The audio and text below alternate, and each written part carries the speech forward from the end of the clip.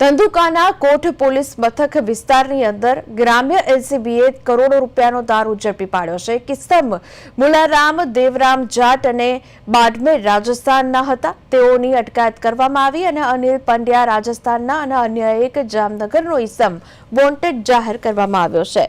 તો ટેન્કરમાં છુપાવી લઈ જવાતો હતો વિદેશી દારૂ। તો આ વિદેશી દારૂની 15,000 ઉપરાંત બોટલોનો જથ્થો પકડી પાડવામાં આવ્યો છે। એક ટ્રક પણ જપ્ત કરી લેવામાં આવ્યો છે। 2.27 કરોડનો દારૂ અને મુદ્દા માલ પોલીસ દ્વારા જપ્ત કરવામાં આવ્યો છે। કોટ પોલીસે 2.27 કરોડનો દારૂ છે તે ઝડપી પાડ્યો છે। દારૂના જથ્થા સાથે 3 આરોપીઓની ધરપકડ કરવામાં આવી છે। પોલીસ દ્વારા તપાસ પણ હાથ ધરવામાં આવી રહી છે।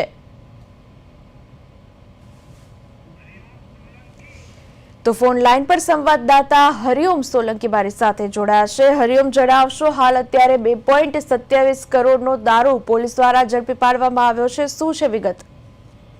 જી ચોક્કસ વિની, આ અમદાવાદ ગ્રામ્ય એલસીબી દ્વારા રેડ કરવામાં આવી છે। વટામણ બગોદરા હાઈવે પર રાયપુર પાટિયા પાસે ગત મોડી રાત્રે એલસીબીને બાતમી મળી હતી।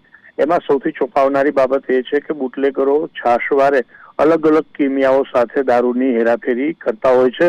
ત્યારે સિમેન્ટ કોન્ક્રીટ ભરવાનો જે ગોળો આવે છે, કન્ટેનર આવે છે, તેની અંદર સંતાડેલો આ દારૂનો જથ્થો, જેમાં 15,000 ઉપરાંત બોટલો એલસીબીએ ઝડપી પાડી છે।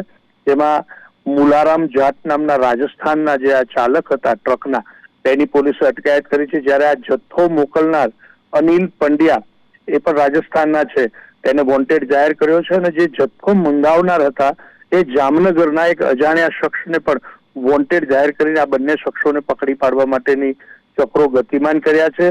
પોલીસે ટ્રક પણ કબજે લીધો છે। 2.27 કરોડનો મુદ્દામાલ હાલ એલસીબીએ જપ્ત કર્યો છે। યાદ અપાવી દઉં તો અમદાવાદ જિલ્લામાં પાછલા થોડા દિવસોમાં ધંધુકા, બાકરોલ, વિવેકાનંદ નગર, ધોલેરા, સાણંદ, વિરમગામ, બાવળા સહિતના વિસ્તારોમાં વિદેશી અને દેશી દારૂ પર રેડ કરવામાં આવી અને મોટી માત્રામાં કરોડોની રૂપિયાની કિંમતનો દારૂ જપ્ત કરવામાં આવ્યો છે। ત્યારે રાજસ્થાન, પંજાબ, હરિયાણાની બોર્ડરથી આવતો આ દારૂ એક સૌરાષ્ટ્ર સુધી પહોંચી રહ્યો છે।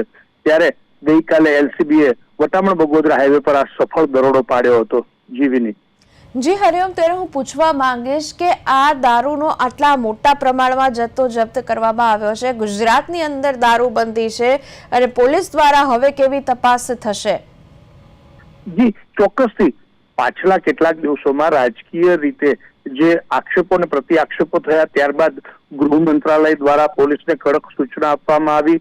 ત્યારબાદ ગુજરાત રાજ્યનું સ્ટેટ મોનિટરિંગ સેલ હોય, એલસીબી હોય, એસઓજી હોય, આ તમામ યુનિટો અને સ્થાનિક પોલીસને એલર્ટ કરવામાં આવી અને ઠેર ઠેર હાલ દારૂની આ બદીને રોકવા માટે થઈ અને પોલીસ દ્વારા સક્રિયતાથી કામગીરી હાથ ધરવામાં આવી છે। જેના નમૂનારૂપ કરોડો રૂપિયાનો દારૂ પાછલા 2 દિવસ બોનવિટાની આડમાં વિવેકાનંદ નગર પોલીસે બોનવિટાના કન્ટેનરની પાછળ સંતાડી અને લઈ જવાતો કરોડનો દારૂ પકડ્યો હતો। લાકડા કાપેલા હોય તેની આડમાં પણ સંતાડીને લઈ જવાય છે। આવા અનેક કિમિયાઓ બુટલેગરો દ્વારા કરવામાં આવતા હોય છે, છતાં પણ અમદાવાદ જિલ્લા પોલીસની સક્રિયતાના કારણે પાછલા કેટલાક દિવસોમાં કરોડો રૂપિયાનો વિદેશી દારૂનો જથ્થો ઝડપી પાડવામાં આવ્યો છે અને પોલીસ દ્વારા જે સૂત્રો જણાવી રહ્યા છે તે મુજબ હજુ પણ આવી કડક ને કડક કાર્યવાહી હાથ ધરવામાં આવશે। જી હરિઓમ, એ પણ પૂછવા માંગીશ કે આટલી મોટી માત્રામાં દારૂ જપ્ત કરવામાં આવ્યો છે, જે આરોપીઓને વોન્ટેડ જાહેર કરવામાં આવ્યા છે, તેને પકડવા માટે પોલીસ દ્વારા કેવો ચક્રો ગતિમાન કરવામાં આવશે? જી ચોક્કસથી જણાવી દઉં કે પોલીસે હાલ આજે જથ્થો મંગાવનાર હતા અને ત્યાંથી રાજસ્થાનથી મોકલનાર જે વ્યક્તિઓ છે તેને ઝડપી પાડવા માટે અલગ અલગ ટીમો નિર્ધારિત કરી છે। હમણાં ધંધુકા નજીક એસએમસીએ રેડ કરી હતી। તેનો જે મુખ્ય આરોપી હતો તેને પણ હરિયાણાના ગુરુગ્રામથી અમદાવાદ ગ્રામ્ય એલસીબી ઝડપીને લાવી હતી। તે જ પ્રમાણે અલગ અલગ ટીમો બનાવી અને આ તમામ બુટલેગરો ઉપર પોલીસ છાપતો ગોઠવી રહી છે અને સત્વરે તેમને પકડી પાડવામાં આવશે અને કડક કાર્યવાહી કરવામાં આવશે તેવું હાલ પોલીસ જણાવી રહી છે। જી બિલકુલ હરિઓમ, અમારી સાથે જોડાઈને તમામ વિગતો આપવા બદલ આપનો આભાર। તો હાલ અત્યારે પોલીસે 2.27 કરોડનો દારૂનો જથ્થો અને એક ઇસમની ધરપકડ કરી લીધી છે. અન્યને વોન્ટેડ જાહેર કર્યા છે.